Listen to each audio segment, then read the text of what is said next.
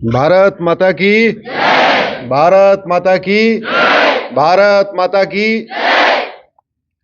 सबसे पहले यहां बुलाने के लिए आदरणीय अरविंद मेनन जी को मैं बहुत बहुत धन्यवाद देता हूं, आभार व्यक्त करता हूं कि आज आपने मुझे बुलाया और इतने जोशीले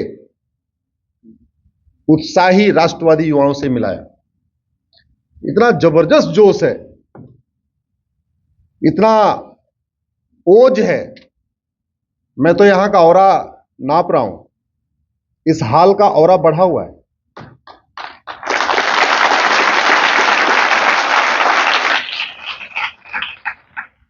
सप्ताह में 3-4 कार्यक्रम में अटेंड करता हूं। पिछले वर्ष मैंने 115 जिलों में प्रवास किया था भाई साहब। आज मेरा ये 30वां कार्यक्रम है, लेकिन वास्तव में ये जो मुझे यहां औरा महसूस हो रहा है, ये अपने आप में जबरदस्त है। आदरणीय डीपी अग्रवाल साहब, श्री दीपक जी,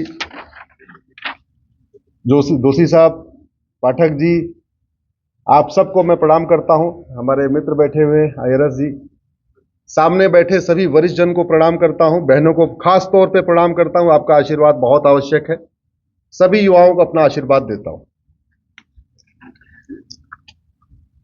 मुझे कहा गया था एक विषय पे बोलना है, आर्टिकल 44 पे बोलना है, लेकिन आप लोगों का जोश देख के अब मैं 2 विषय पे बोलूंगा।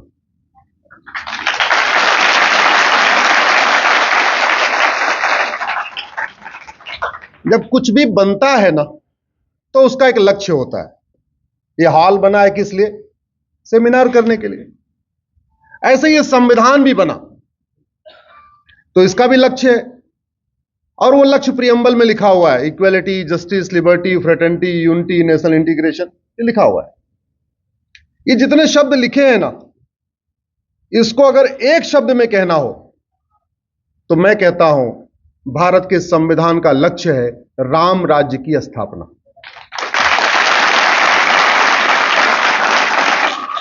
और राम राज्य को अगर मैं 4 वाक्य में बोलूं तो मेरे साथ जोर से बोलिए, धर्म की, अधर्म का, प्राणियों में, विश्व का, यह संविधान का लक्ष्य है। संविधान का लक्ष्य है राम राज्य की स्थापना। अब इस संविधान में 3 हमारे हैं, कार्यपालिका, विधायिका और न्यायपालिका। इन तीनों का ये जो 3 स्तंभ हैं, और चौथा उसमें जुड़ गया मीडिया, चौथा स्तंभ खबरपालिका।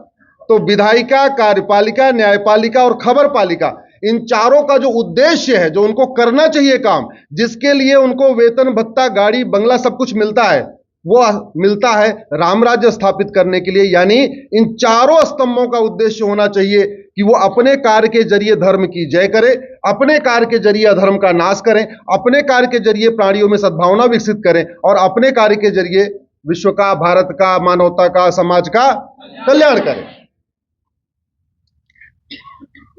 मैंने इसको जब कैटेगराइज किया कि राम राज्य कैसे आएगा, तो उसमें कई चीजें करनी पड़ेंगी। संविधान में कुछ बदलाव भी करना पड़ेगा, संविधान के कुछ अंशों को लागू करना पड़ेगा जिनको लागू नहीं किया गया आज तक। इस भारत के संविधान में इंडिपेंडेंट शब्द उपयोगी नहीं हुआ। जानते हैं क्यों? क्योंकि इंडिपेंडेंस तो 1947 में मिल गई। यह लागू हुआ 1949 में, 26 नवंबर 1949 को। इसलिए इसमें इंडिपेंडेंट शब्द ही उपयोग नहीं हुआ। इसमें जो शब्द उपयोग हुआ उसको कहते हैं सोवरेन। प्रियम्बल में जो शब्द उपयोग हुआ है वो क्या है? सोवरेन। सोवरेन का मतलब होता है संप्रभु, और संप्रभु का मतलब अब हम स्वतंत्र हो चुके हैं, अब हमारा लक्ष्य है एक संप्रभु भारत का निर्माण करना। संप्रभु भारत का मतलब शिक्षा भी हमारी हो, पुलिस व्यवस्था भी हमारी हो, प्रशासनिक व्यवस्था भी हमारी हो, न्यायिक व्यवस्था भी हमारी हो, टैक्स व्यवस्था भी हमारी हो, एडमिनिस्ट्रेटिव व्यवस्था भी हमारी हो, सब कुछ हमारा होना चाहिए। दुर्भाग्यवश आजादी के इतने दिनों तक, पहले तक, अब तो बदलाव शुरू हो चुका है, कभी संप्रभुता के ऊपर चर्चा नहीं हुई। आजादी खूब हुई, याद है? आजाद तो हो चुके, आजादी पे क्या लिए चर्चा करना? जो संविधान में लिखा चर्चा उस पर होनी चाहिए। तो संविधान में संप्रभुता लिखा हुआ है कि हम एक संप्रभु भारत का निर्माण करेंगे। संप्रभुता का मतलब होता है न गुलामी का नाम हो, न गुलामी का निशान हो, न गुलामी की कुरीतियां हो, न गुलामी की कुप्रथाएं हो, न गुलामी की शिक्षा हो, न गुलामी की चिकित्सा हो, न गुलामी की न्यायिक व्यवस्था हो, न गुलामी की प्रशासनिक व्यवस्था हो। सब कुछ क्या होना चाहिए? हमारा। और वैसे भी अगर आप इंडिपेंडेंट को भी अगर हिंदी में करें तो स्वतंत्र, स्वतंत्र, अपना तंत्र, भारत का तंत्र, विदेश का तंत्र नहीं। आर्टिकल 44 कहता है, article 14, equality before law and equal protection of law. और इस देश में किसका राज है? जोर से बोलिए जरा, किसका राज है? हा, इसकी भाषा में बोलिए, किसका राज है? कानून का राज है। किसका राज है? और कानून कहां वाला चल रहा है? कहां वाला चल रहा है? हां, तो धन्यवाद करते हैं मोदी जी को, उन्होंने 1500 अंग्रेजी कानूनों को खत्म कर दिया।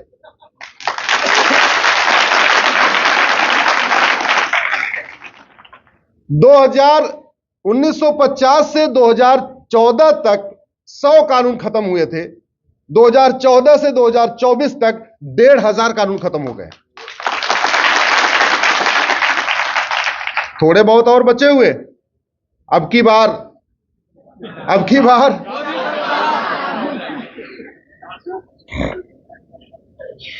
मैं आपके सामने आज के एक अखबार की कुछ कटिंग लाया हूं। एक अखबार की, एक हिंदी का अखबार है दैनिक जागरण, उसके एक दिन में कितनी खबर निकली वो बताता हूं। पति की हत्या का केस लड़ रही महिला पर एसिड अटैक, मतलब पति को पहले मार दिया, महिला केस लड़ रही थी, उसके ऊपर एसिड अटैक कर दिया। ट्रांसपोर्टर को धमकाने के लिए मिठाई के डिब्बे में भेजा कारतूस। काला जठेड़ी गिरोह के 3 शार्प शूटर दिल्ली से गिरफ्तार। यूनिटेक के रमेश चंद्रा भी गिरफ्तार। संदेश खाली की जो महिलाएं थी उन्होंने राष्ट्रपति को अपनी सुनाई आप बीती। आरटीओ टीम पे हमला हो गया। डिप्टी कलेक्टर ने मंगाया था सीपैप, उनके निकला नैपकिन। रेलवे स्टेशन के बाहर युवक से मोबाइल बैग छीन लिया। ये सारी खबर बता रहा हूं। बंगाल के राज्यपाल ने कहा चुनावी हिंसा अगर करोगे तो ठीक नहीं रहेगा। एसडीएम ने बोला है अब त्योहार आ रहा है, मिलावटखोरी नहीं करना है। अवैध निर्माण रोकने पहुंची डीडीए की टीम पे हमला हो गया। 5 लाख रुपए में एमबीबीएस की डिग्री मिल रही है।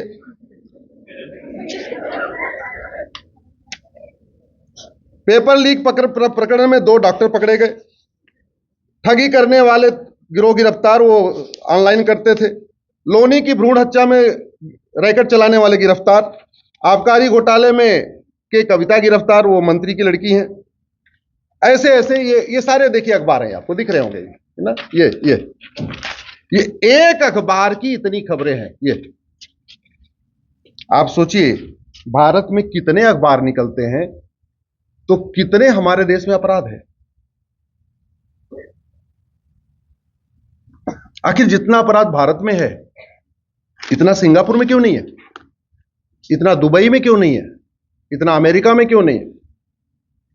इतना फ्रांस में क्यों नहीं है? इतना जापान में क्यों नहीं है? हमारे यहां क्यों है? हम लोग जब वॉक करने चलते हैं तो छड़ी लेके वॉक करते हैं, देखा होगा आपने। क्या रोज कुत्ते को मारते हैं क्या? छड़ी किस लिए लेके चलते हैं कुत्ते को? जोर से बोले, कुत्ते को डराने के लिए। हमने परमाणु बम बनाया हुआ है, चलाया आज तक किसी के ऊपर?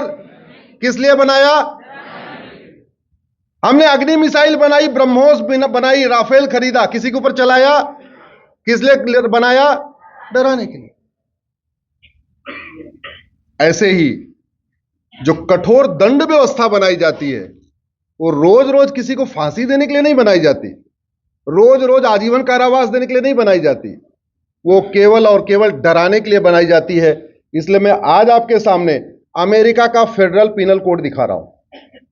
जैसे भारत में इंडियन पिनल कोड चलता है भाई साहब, ऐसे अमेरिका में फेडरल पिनल कोड चलता है। अंतर क्या है?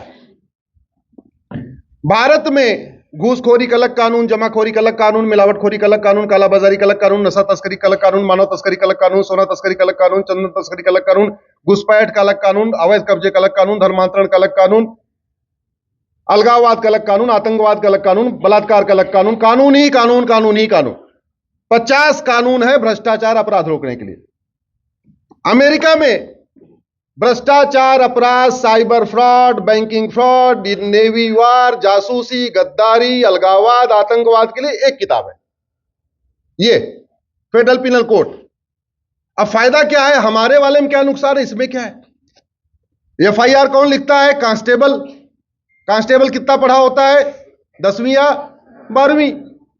अब 10वीं 12वीं वाले के सामने अगर एफआईआर लिखना हो और 50 किताबों से खोल खोल के धारा ढूंढना हो तो उसके लिए आसान है, या एक किताब हो और सीधे इंडेक्स में जाए, चैप्टर 1, चैप्टर 2, चैप्टर 3, चैप्टर 4 ऐसे खोलता जाए। यहां देखे, अच्छा चोरी हुई, चैप्टर 17। अच्छा और क्या हुआ, साइबर फ्रॉड किया, चैप्टर 18। और क्या हुआ, मां बहन की गाली दिया, चैप्टर 20। और क्या हुआ, ये किया, चैप्टर 55। ऐसे करता चला जाए तो एफआईआर लिखना कब आसान होगा?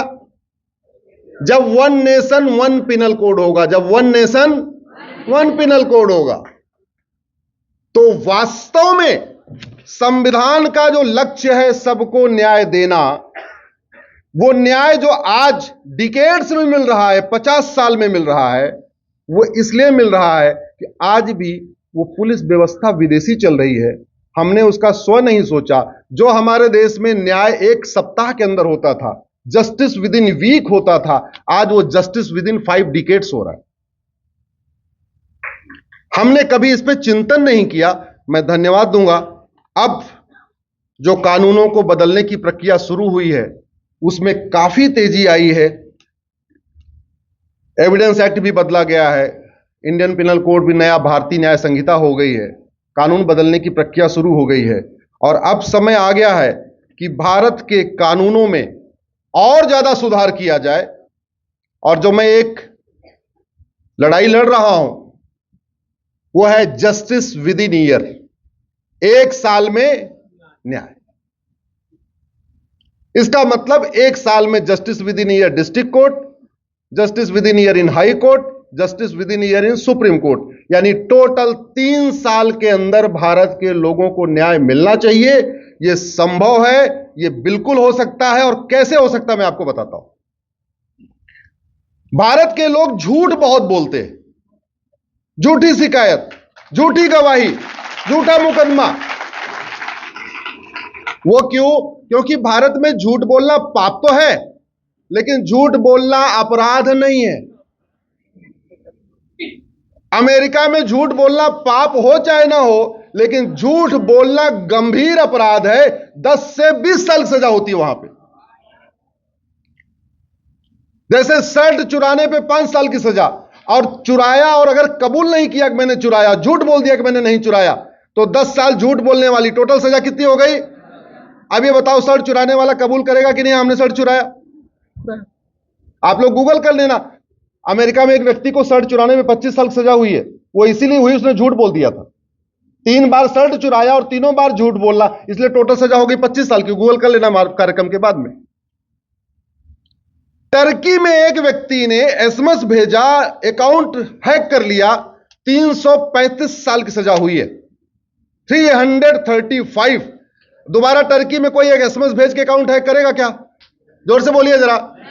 सठे साठम समाचार। ये तो भगवान श्री राम ने बोला है, भय बिन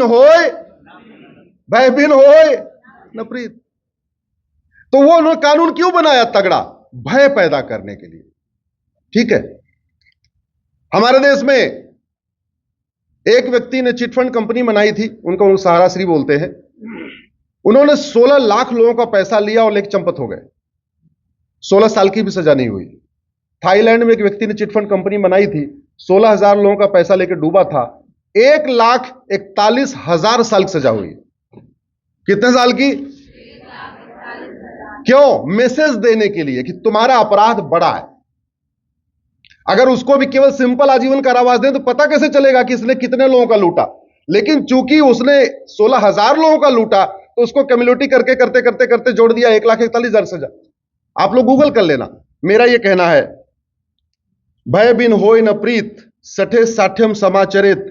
यह सिद्धांत जिन देशों ने अपनाया वहां शांति है, वहां समृद्धि है, वहां खुशहाली है। इसका उदाहरण है आपका दुबई। दुबई में 50 साल पहले कुछ नहीं था, 50 साल के अंदर उसने इंफ्रास्ट्रक्चर डेवलप किया, कठोर कानून बनाया, दुबई दुनिया के टॉप के देशों में आ गया। 50 साल पहले सिंगापुर में कुछ नहीं था, इंफ्रास्ट्रक्चर मजबूत किया, लॉ एंड ऑर्डर को मजबूत किया, कठोर कानून बनाया, सिंगापुर डेवलप कर गया। 50 साल पहले कोरिया कुछ नहीं था। 50 साल पहले लगभग फ्रांस तो चलो फिर भी था, ठीक ठाक था, जापान फिर भी थोड़ा आगे चल रहा था, लेकिन दुनिया में कई ऐसे देश हैं जहां पहले कुछ नहीं था। कैसे डेवलप हो गया? उन्होंने केवल और केवल जस्टिस विद इन ईयर लागू किया, कठोर कानून बनाया, कानून का खौफ क्रिएट किया, और कानून का खौफ क्रिएट होते ही ठीक हो गया। उदाहरण मैंने आपको दे दिया। इसलिए अब समय आ चुका है कि भारत में जस्टिस विद इन ईयर लागू किया जाए, लेकिन जस्टिस विद इन ईयर लागू करने के लिए भाई साहब संविधान में थोड़ा बदलाव करना पड़ेगा। जस्टिस विद इन ईयर लागू करने के लिए सबसे पहले पुलिस व्यवस्था को कॉन्करेंट लिस्ट में लाना पड़ेगा। पुलिस और लॉ एंड ऑर्डर यह स्टेट सब्जेक्ट है। अभी वो शेड्यूल 7 में पड़ा हुआ है, लिस्ट 3 में पड़ा हुआ है, स्टेट में पड़ा हुआ है, लिस्ट 2 में पड़ा हुआ है। तो one nation one police code लागू करने के लिए आपको संविधान में संशोधन करना पड़ेगा। अब संविधान में संशोधन करने के लिए 2/3 बहुमत चाहिए लोकसभा में और 2/3 चाहिए राज्यसभा में। राज्यसभा में इस समय एनडीए में टोटल संख्या 117, बीजेपी की जो संख्या है 97। तो राज्यसभा में तो एनडीए सिंपल मेजॉरिटी से भी 4 कम है। तो दूसरा क्या ऑप्शन है? दूसरा ऑप्शन यह है कि ज्वाइंट सेशन बुलाया जाए। ज्वाइंट सेशन में लोकसभा राज्यसभा का ज्वाइंट सेशन हो, वहां पे one nation one police code लागू करने के लिए कॉन्स्टिट्यूशन के शेड्यूल 7 को अमेंड किया जाए, जिससे केंद्र भी कानून बना सके, राज्य के अंदर भी लॉ एंड ऑर्डर रहे। तो उसके लिए 2/3 के लिए आपको चाहिए 521 सांसद, 521। राज्यसभा में कितने हैं? 117। तो 521 माइनस 117 टोटल कितना हो गया? 404। इसलिए बोलो अब की बार 400 पार। ये करना पड़ेगा, नहीं तो कभी संदेश खाली होगा, कभी कुछ होगा, कभी कुछ होगा। बाकी तो छोड़ो, अरे वो इसी दिल्ली में 1984 में सिखों को जिंदा जलाया गया था। आज तक किसी को आजीवन कारावास हुआ क्या? किसी को फांसी हुई क्या? नहीं हुआ। क्यों? सड़ी हुई न्यायिक व्यवस्था, सड़ी हुई पुलिस व्यवस्था। बदलने के लिए संविधान में संशोधन करना पड़े, जल्दी जल्दी मुकदमों का फैसला हो। इसके लिए आपको झूठ बोलने को गंभीर अपराध बनाना पड़ेगा। अभी भाई साहब झूठ बोलना फ्रीडम ऑफ स्पीच में आता है। अभी झूठ बोलना किस में आता है? भाई 3-4 दिन पहले दिल्ली के मुख्यमंत्री ने कुछ झूठा बयान दिया था, सुना ना आपने? क्यों? क्योंकि वो पढ़ा लिखा व्यक्ति है, उसको पता है कि झूठ बोलना पाप तो है, लेकिन झूठ बोलना, ये जितने सफेद पोश सफेद झूठ बोलते हैं इसलिए बोलते हैं, उनको कानून का ज्ञान है। उनको पता है कि झूठ बोलना पाप तो है, लेकिन झूठ बोलना अपराध नहीं है। तो इसलिए कुछ भी झूठ फैलाते रहो, झूठ फैलाते रहो, कोई फर्क ही नहीं पड़ेगा। अब झूठ बोलना पाप है और झूठ बोलने को गंभीर अपराध बनाया जाए, तो फ्रीडम ऑफ स्पीच यानी आर्टिकल 19 को बदलना पड़ेगा। आर्टिकल 19 में बदल के झूठ बदलाव होगा, तभी झूठ बोलना अपराध बन पाएगा। उसके लिए संविधान में संशोधन करना पड़ेगा। आर्टिकल 19 तो फंडामेंटल राइट है। फंडामेंटल राइट को बदलने के लिए 2/3 लोकसभा में, 2/3 राज्यसभा में। राज्यसभा में तो हो ही नहीं सकता, ज्वाइंट सेशन बुलाएंगे तो कितना चाहिए? 400। अब की बार आपको अगर जल्दी जल्दी मुकदमों की सुनवाई करनी है, जल्दी जल्दी मुकदमों की सुनवाई करनी है, तो झूठ पकड़ने के लिए भी कानून बनाना पड़ेगा। पहले झूठ बोलने के खिलाफ कानून बनाना पड़ेगा, फिर झूठ पकड़ने के लिए नार्को पॉलीग्राफ ब्रेन मैपिंग कानून बनाना पड़ेगा।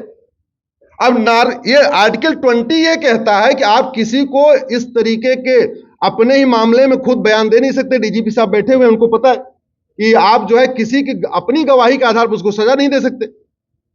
लेकिन इस समय तो ऐसे ऐसे अपराध हो रहे हैं, हमारे संविधान निर्माताओं ने सोचा नहीं। दूसरा, संविधान जब बन रहा था नार्को पॉलीग्राफ ब्रेन मैपिंग व्यवस्था होगी, ऐसा टेस्ट आएगा, उन्होंने भी नहीं सोचा होगा। ये तो अभी लेटेस्ट व्यवस्था है। अब अगर हर जिले में एक narco polygraph brain mapping lab बना दिया जाए, नार्को पॉलीग्राफ ब्रेन मैपिंग करने के लिए कानून बना दिया जाए, तो आपको आर्टिकल 20 को बदलना पड़ेगा। आर्टिकल 20 चूंकि फंडामेंटल राइट है, इसलिए 2/3 बहुमत चाहिए, 521 सांसद चाहिए। राज्यसभा में तो केवल 117 हैं, तो लोकसभा में चाहिए 404, यानी अब की बार 400।